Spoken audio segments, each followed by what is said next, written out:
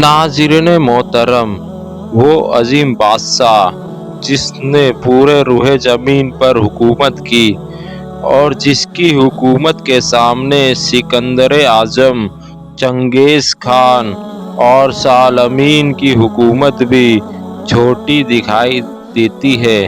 और सबसे इंटरेस्टिंग बात यह है, यहाँ तक कि इंसान, जिन्नात, हैवानात और तमाम मखलूक़ात आपके ताबे थी।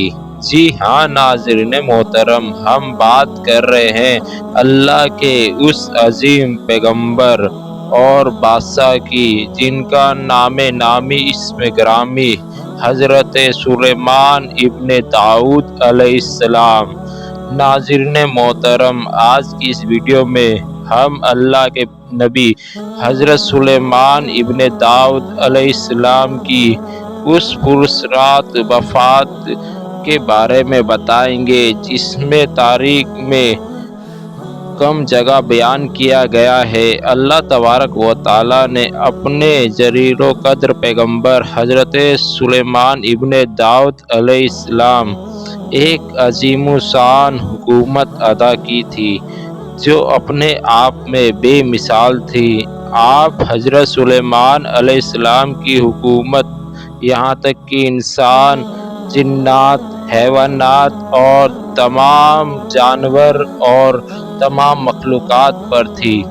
हज़रत सुलेमान अलैहिस्सलाम की वालिद यानी हज़रत दाऊद अलैहिस्सलाम की हुकूमत के दौर के टाइम से ही जिन्नात दाऊद अलैहिस्सलाम की ताबे थी। पहाड़ों में रहने वाले जिन्नात भी उनके ताबे थी और हज़रत दाऊद अलैहिस्सलाम की फरमा बरदार हो गई। और अल्लाह के इन नबी यानी कि हज़रत दाऊद अलैहिस्सलाम ने अपने बेटे हज़रत सुलेमान अलैहिस्सलाम के लिए दुआ भी फरमाई। जिस तरह अल्लाह तबारक व तआला ने हज़रत दाऊद अलैहिस्सलाम को नेमतें अता की थी, इसी तरह अल्लाह रब्बुल इज़्ज़त ने इनके जानशीन यानी हज़रत सुलेमान अलैहिस्सलाम को भी उन नेमतों से सरफराज फरमाया। लिहाजा हज़रत सुलेमान अलैहिस्सलाम की दौरे हुकूमत में भी ये जिन्नात, ये नौकर चाकर की तरह हज़रत सुलेमान अलैहिस्सलाम के लिए थी। हज़रत सुलेमान अलैहिस्सलाम का हुक्म भी बजा लाते थे और यही जिन्नात हज़रत सुलेमान अलैहिस्सलाम की हुक्म पर बड़ी बड़ी इमारतें और महल भी बना दिया करते थे। इसी जिन्नातों में काफिर और सर्कस भी थे, लेकिन इन सब के बावजूद भी हज़रत सुलेमान अलैहिस्सलाम के फरमा बरदार थे और ताबे थे। तमाम तर हुकूमतों के मौत से हज़रत सुलेमान अलैहिस्सलाम भी नहीं बच पाए और उनको भी निजात ना मिल सकी। हज़रत सुलेमान अलैहिस्सलाम को भी एक मुकर्रर वक्त पर मौत आनी थी। जहाँ तक मुल्क शाम में जिस जगह हज़रत मूसा अलैहिस्सलाम ने अपना खेमा गाड़ा था, ठीक उसी जगह पर हज़रत सुलेमान अलैहिस्सलाम के वालिद यानी हज़रत दाऊद अलैहिस्सलाम ने इबादत के लिए अजीमु बैतुल मुक़द्दस की बुनियाद रखी थी। मगर इमारत पूरी होने से कबले हज़रत दाऊद अलैहिस्सलाम की वफ़ात का वक्त आ गया। फिर आपने अपने बेटे जानशीन हज़रत सुलेमान इब्ने दाऊद अलैहिस्सलाम को इस मुक़द्दस मस्जिद का मुकम्मल करने की नसीहत भी फरमाई, क्योंकि दौ और सर्कस जिन्नात हज़रत सुलेमान अलैहिस्सलाम के ताबे थे।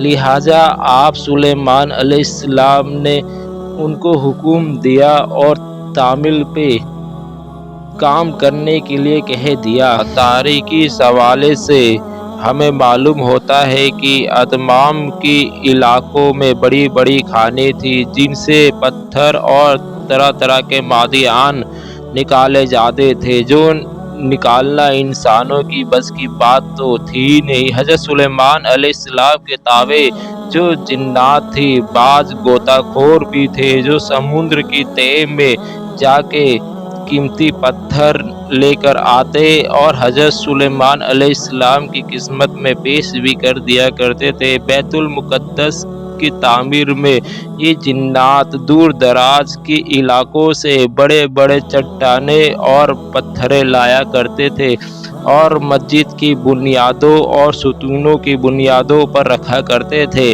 ان بڑی اور مضبوط چٹانوں کو مسجد اقصیٰ کے اندرونی حصے میں دیکھا جاتا ہے۔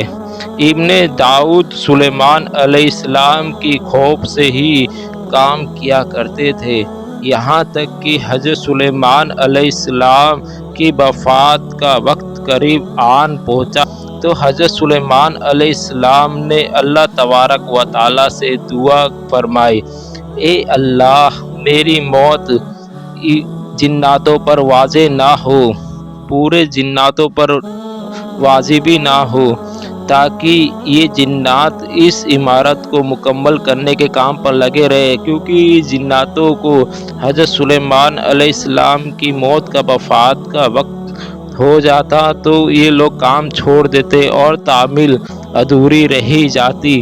حضرت سلیمان علیہ السلام نے ملک الموت سے کہا تھا، مجھے موت کا غم کم عرصے پتہ چل گئی تھی، لہٰذا ملک الموت حضرت سلیمان علیہ السلام کے پاس تشریف لائے اور اللہ تبارک و تعالیٰ کا حکم حضرت سلیمان علیہ السلام کو سنا دی کہ ان قریب آپ کا وقت پورا ہونے والا ہے۔ ایک روایت یہ بھی ملتی ہے کہ ایک مرتبہ حضرت سلیمان علیہ السلام نماز عطا فرما رہے تھے، سامنے ایک درخت اگ آیا۔ حضرت سلیمان علیہ السلام نے اس سے پوچھا، تیرا نام کیا ہے؟ اس درخت نے کہا، خرود۔ آپ سلیمان علیہ السلام نے پوچھا، تو کس چیز کے لیے ہے؟ تو نوا کے لیے یا نسل بڑھانے کے لیے؟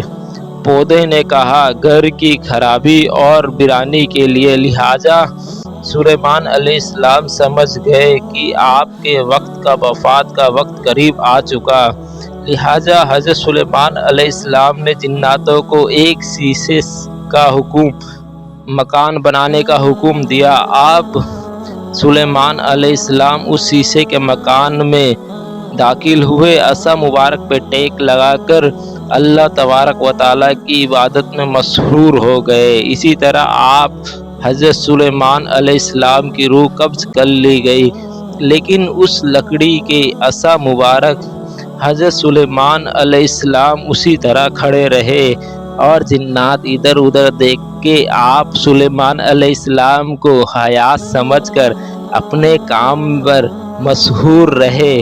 جنات یہ سمجھ رہے تھے آپ اللہ رب العزت کی عبادت کر رہے تھے، اس لیے جنات اپنے کام میں لگے رہے۔ اسی طرح سلیمان علیہ السلام لمبے عرصے تک کھڑے رہے۔ مفسرینوں نے لکھا کہ آپ 1-2 مہینے تک کھڑے رہے، بعض نے لکھا آپ 1 سال تک کھڑے رہے۔ اس سے جناتوں کو کوئی حیرت بھی نہ ہوئی، کیونکہ وہ جنات کئی بار دیکھ چکے تھے کہ جب 1-1 مہینے 1-1 سال تک عبادت کیا کرتے تھے، مشغول رہا کرتے تھے اللہ کی عبادت میں۔ ناظرین محترم، حضرت سلیمان علیہ السلام بہت عبادت گزار تھے۔ ناظرین محترم، جیسا کہ اللہ رب العزت نے کہا ہے، انبیاء علیہ السلام کے جسموں کو یہ مٹی نہیں کھائے گی، لہٰذا انبیاء علیہ السلام کے جسموں کو یہ مٹی نہیں کھاتی ہے۔ اس لیے حضرت سلیمان علیہ السلام 2 مہینے یعنی کہ 2 مہینے تک ان کی روح پرواز ہو گئی اور وہ اسی طرح کھڑے رہے، اور جنات یہ سمجھ رہے تھے کہ حضرت سلیمان علیہ السلام عبادت کر رہے ہیں۔ پیارے ناظرین، اگر آپ کو ویڈیو اچھا لگا ہو تو ہمارے چینل کو سبسکرائب کر کے ویڈیو کو لائک کر لینا اور اپنے دوستوں احبابوں میں ضرور شیئر کرنا۔ اگر ہم سے کوئی غلطی کوئی خطا ہوئی ہو تو ہمیں معاف کر دینا۔ السلام علیکم۔ اللہ آپ سب کا حافظ و نگہبان۔